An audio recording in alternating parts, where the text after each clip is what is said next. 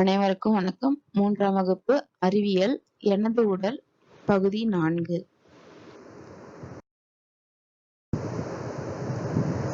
நம்மை சுற்றி இருக்கக்கூடிய உலகத்தை புரிஞ்சுக்கிறதுக்கு புலனுறுப்புகள் உதவியா இருக்கு. 5 வழியில நாம இந்த உலகத்தை புரிஞ்சுக்கலாம், நல்லா தெரிஞ்சுக்கலாம். இப்ப கண்ணு மூலமா பார்க்கறது, காது மூலமா கேட்டல், மூக்கின் மூலமா முகர்தல், நாக்கின் மூலமா சுவைத்தல், தோலின் மூலமா தொட்டு உணர்தல், இந்த மாதிரி செயல்பாடுகள் மூலமா இந்த உலகத்தை நம்ம நல்லாவே புரிஞ்சுக்கிட்டு வரோம். இப்ப இந்த புலன் உறுப்புகள்னு சொன்னோம் இல்லைங்களா, இந்த 5 புலன் உறுப்புகளும் இயற்கையா தங்களை தாங்களே பாதுகாத்து கொள்ளக்கூடிய வகையில இருக்கு. இப்ப கண்ணு பாத்தீங்கன்னா இமைத்தல் மூலமா கண்ணுல விழக்கூடிய தூசியை வெளியே தள்ளிடும். இப்போ காது பாத்தீங்கன்னா அந்த மெழுகு போன்ற திரவம் இருக்கு காதை பாதுகாக்கிறதுக்கு. மூக்குக்கு சளி இருக்கு. இப்ப நாக்குக்கு பாத்தீங்கன்னா பல் இருக்கு, பல்லுக்குள்ளார பத்திரமா இருக்கு நாக்கு. இப்ப தோல் கூட பாத்தீங்கன்னா எங்க அடிபட்டுச்சுன்னா தானா என்ன ஆயிடும், தோல் தேய்ச்சிட்டு போயிடுச்சுன்னா கூட தானா அதுவே வளர்றதுக்கான அளவுக்கு அதுகிட்ட இயற்கையாவே தங்களை தாங்களே பாதுகாத்து கொள்ளக்கூடிய அளவுல புலனுறுப்புகள் இருக்கு. இருந்தாலும் அவற்றை இன்னும் நம்மளை பாதுகாக்க வேண்டிய பொறுப்பு நமக்கு இருக்கு. அப்பதான் நம்ம சிறப்பா செயல்பட முடியும். சரிங்களா? இப்போ ஃபர்ஸ்ட் கண்ணுன்னு எடுத்துக்கிட்டோம் அப்படின்னா, கண்ணு நமக்கு முக்கியமான உறுப்பு அப்படிங்கிறது உங்க எல்லாருக்குமே தெரியும். அதை எப்படி என்னென்னலாம் செய்தா பாதுகாக்க முடியும் அப்படின்னா, அளவான வெளிச்சத்துல படிக்கிறது. நம்ம எல்லாம் படிக்கிற பிள்ளைங்க. சோ அளவான வெளிச்சத்துல படிக்கணும். ரொம்ப குறைவான வெளிச்சத்துலயும் படிக்கக்கூடாது, ரொம்ப அதிகமா வெளிச்சம் வச்சும் படிக்கக்கூடாது. அளவான வெளிச்சத்துல படிக்கணும். அப்புறம் இந்த டிவி அதெல்லாம் பார்க்கணும் அப்படின்னா குறைஞ்சது 6 அடி தூரம்னாச்சும் தள்ளி உட்கார்ந்து பார்க்கணும். இப்ப கண்ணுல ஏதோ தூசி வந்துச்சு, இல்ல கண் எரிச்சலா இருக்கு அப்படின்னா என்ன பண்ணக்கூடாது, போட்டு கண்ணை கசக்க கூடாது. உடனே கொஞ்சம் சுத்தமான தண்ணி எடுத்து, சுத்தமான பச்சை தண்ணி எடுத்து கண்களை கழுவுனீங்கனாலே போதுமானதா இருக்கும். எதெல்லாம் செய்யக்கூடாதுன்னா, அதை நான் சொன்ன மாதிரி அதிக வெளிச்சத்துலயோ இல்ல குறைவான வெளிச்சத்துலயோ படிக்க கூடாது. ரொம்ப நேரம் டிவி பாக்குறது, போன் பாக்குறது, லேப்டாப் பாக்குறது அப்படிலாம் வச்சுக்க கூடாது. இதனால கண்கள் பாதிக்கப்படும். அது மாதிரி ஏதாவது கண்ணுல தூசி விழுந்துச்சு அப்படின்னா கையாலேயே போட்டு என்ன பண்ணுவோம், கசக்குவோம். அந்த மாதிரி எல்லாம் செய்யக்கூடாது. தண்ணியை விட்டு கழுவணும். அப்படி இல்லைன்னா நீங்க டைரக்டா டாக்டர் கிட்ட போயிட்டு கன்சல்ட் பண்ணிக்கலாம். அது என்ன ப்ராப்ளம்ன்றத அவங்க பார்த்து சரி பண்ணி விடுவாங்க. சோ கண்கள் நமக்கு ரொம்ப முக்கியமான உறுப்புன்றதுனால ரொம்பவும் கேர்ஃபுல்லா பார்த்துக்கணும். சரிங்களா? அடுத்தது காதுகள் அப்படின்னு எடுத்துக்கிட்டோம்னா, இதுல அதிகமான ஓசை அத தவிர்த்தாலே போதும். காதுகள் நல்லாவே இருக்கும்னே சொல்லலாம். இப்ப இந்த ஹெட்போன் போட்டுட்டு பேசுறது, பாட்டு கேட்கறது, இதெல்லாம் செய்யும்போது ரொம்ப அதிகமா சவுண்ட் வச்சுட்டு கேட்போம். அந்த காதுகளுக்கு ரொம்ப அருகாமையில அதிகப்படியான சவுண்ட் இருக்கும்போது காதுகளுக்குள்ளார இருக்கக்கூடிய மென்மையான பாகங்கள்லாம் பாதிக்கப்பட்டு செவிட்டுத்தன்மை, அதாவது காது கேளா தன்மை ஏற்படுறதுக்கு வாய்ப்பு அதிகமா இருக்கு. சோ ரொம்ப சவுண்ட் அதிகமா காதுக்குள்ளார போகாதபடிக்கு பாத்துக்கணும். இந்த பட்ஸ் அது மாதிரியான பொருட்கள் வச்சு நம்ம என்ன பண்ணக்கூடாது, காதை சுத்தம் பண்ணிக்கிட்டே இருக்கக்கூடாது. இப்ப காதுக்குள்ளார மெழுகு போல ஒரு திரவம் இருக்கும். அந்த அது அழுக்குன்னு நினைச்சு நிறைய பேர் என்ன பண்ணுவாங்க, சுத்தமா கிளீன் பண்ணி எடுத்துடுறோம் நம்ம. ஆக்சுவலா அது அழுக்கு கிடையாது. காதை பாதுகாக்கிறதுக்காக இயற்கையா இருக்கக்கூடிய ஒரு பாதுகாப்பு அரண் தான் அந்த மெழுகு. இந்த மெழுகு காதுக்குள்ளார தூசியோ பூச்சிகளோ எதுவும் போகாம பாதுகாக்கிறது மட்டும் இல்லாம காதுக்கு ஒரு ஈரப்பதத்தை கொடுக்கறதுக்கும் அந்த மெழுகுத்தன்மை உதவுது. இது உள்ள இருக்கக்கூடிய மென்மையான உறுப்புகளை பாதுகாக்குது. நம்ம என்ன பண்றோம், பட்ஸை போட்டு சுத்தமா தொடச்சு வெளியே எடுத்துடுறோம். அதனால காதுகள் கண்டிப்பா பாதிக்கப்படும். அந்த மாதிரி எதையும் போட்டு அந்த மெழுகெல்லாம் எடுத்துடக்கூடாது. முக்கியமா பட்ஸ் யூஸ் பண்ணாதீங்க.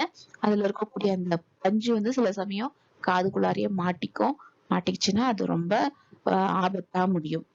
அப்ப குளிச்சுட்டு பிற்பாடு நம்ம என்ன பண்ணுவோம், காதை துடைக்கணும்.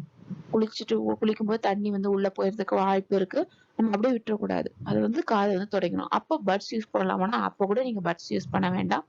துணியை நம்ம டவல் இருக்கு இல்லையா, டவலோ இல்ல கர்ச்சீஃபோ இருக்கும் இல்லையா, அதை சுருட்டி துணியை சுருட்டி உள்ள விட்டு எடுக்கலாமே தவிர, தண்ணீரை அந்த ஈரத்தை எடுக்கலாமே தவிர பட்ஸ் போட்டு கிளீன் பண்ண வேண்டாம். அப்புறம் வந்து நீச்சல் குளத்தில குளிக்கும் போது நான் காதுகளை வந்து கரெக்டா கவர் பண்ணிக்கிட்டு குளிக்கணும். ரொம்ப சத்தம் கேட்கும்போது காதை மூடிக்கிறது ரொம்ப நல்லது. இப்ப ரொம்ப காது வலி அந்த மாதிரி ஏதாவது இருந்துச்சுன்னா கண்டிப்பா நம்ம வந்து டாக்டர் கிட்ட போகணும். சரிங்களா? டாக்டர் கிட்ட போய் டாக்டர் என்ன சொல்றாங்களோ அவங்க அதன்படி நம்ம செய்யணும். இப்போ காது கேட்காத தன்மையை நம்ம வந்து எல்லா நேரத்துலயும் வந்து தடுக்க முடியாது. ஆனா இந்த மாதிரி ரொம்ப சவுண்ட் அதிகமான சத்தத்தினால ஏற்படக்கூடிய காது கேளாத தன்மையை கண்டிப்பா நம்மளால தடுக்க முடியும். அதை மட்டும் நம்ம செய்து நம்ம காதுகளை பாதுகாக்கணும். சரி. அப்புறம் அடுத்த முக்கியமான உறுப்பு அப்படின்னு பாத்தீங்கன்னா மூக்கு.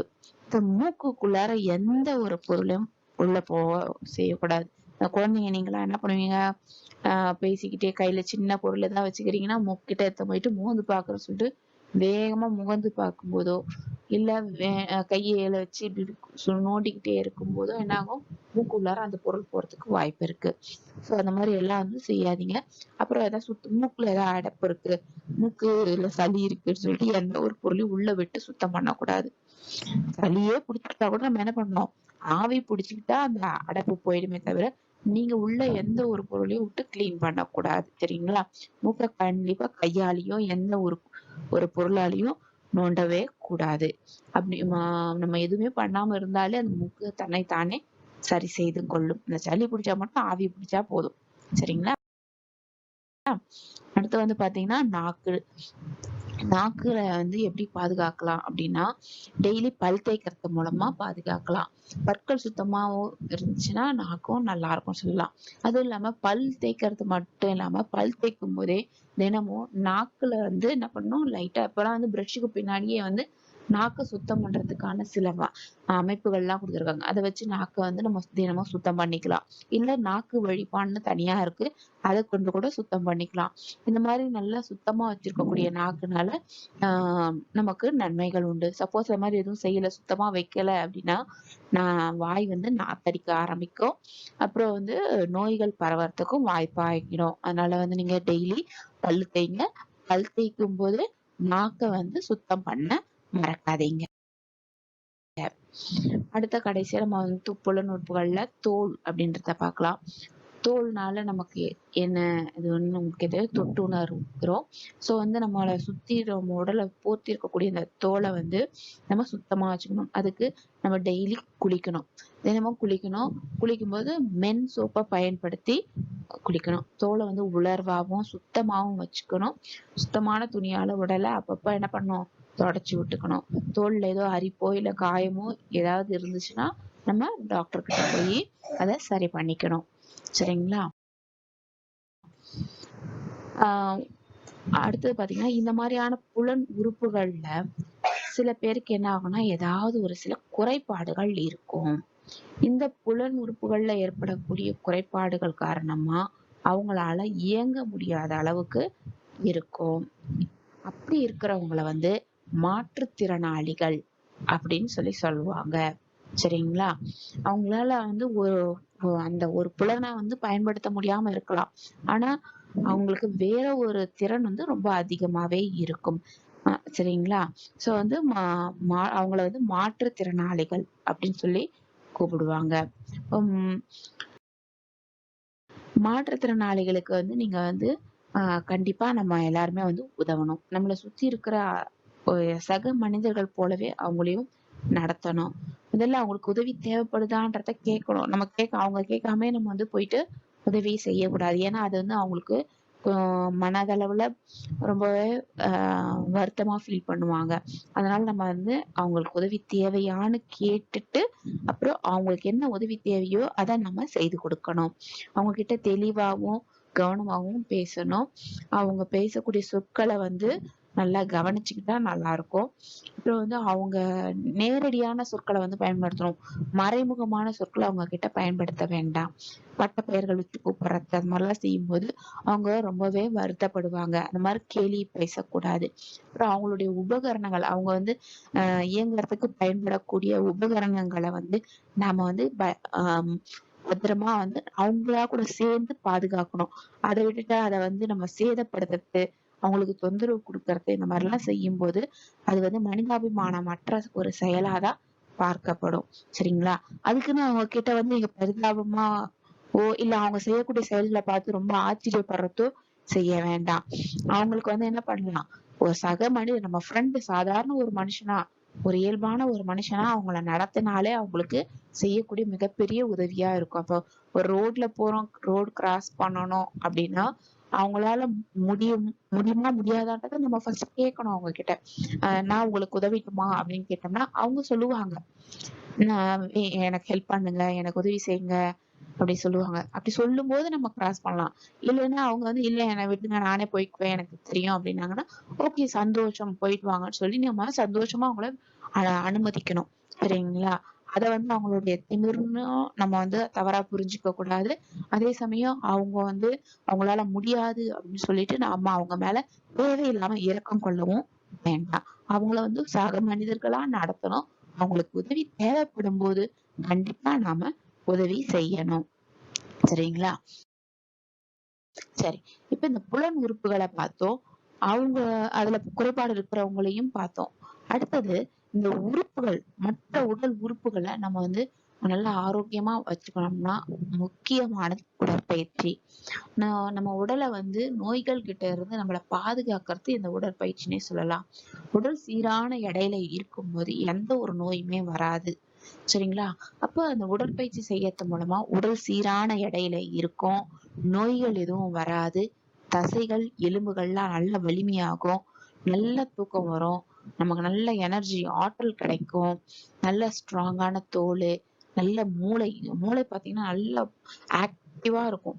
சரிங்களா? நல்ல ஞாபக சக்தி கிடைக்கும். ஸோ அதனால டெய்லி உடற்பயிற்சி செய்யறது மூலமா நம்ம உடல் வந்து அதிகப்படியான பலன்களை பெறும். அதனால நம்ம எல்லாரும் நம்ம என்ன என்ன செய்யணும், டெய்லி உடற்பயிற்சி செய்யணும். ஸோ புலனுறுப்புகளை நம்ம பாதுகாக்கிறது மட்டும் இல்லாம உடற்பயிற்சியும் செய்யறது மூலமா உடலை நம்ம பாதுகாக்க முடியும். ஸோ இந்த பாடத்துல நமது உடலை பாதுகாக்கக்கூடிய அனைத்து விஷயங்களையும் சொல்லியிருக்கோம். அதை கேட்டு அதன்படியே நீங்க நடந்தா ரொம்பவும் நல்லா இருக்கும். நம்ம அடுத்த பாடத்துல சந்திப்போம். நன்றி.